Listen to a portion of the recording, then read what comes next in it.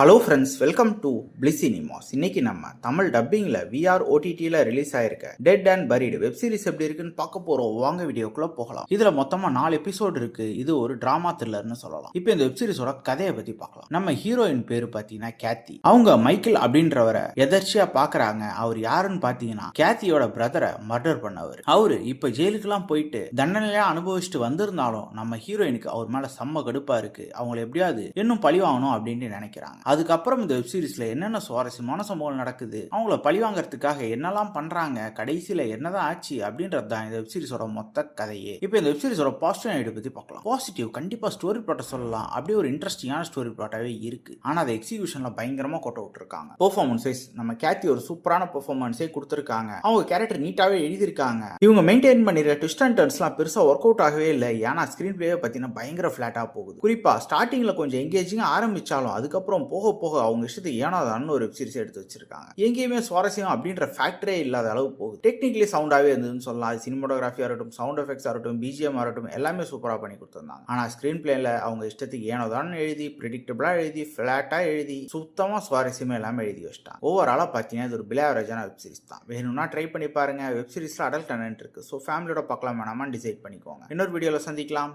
Thank you.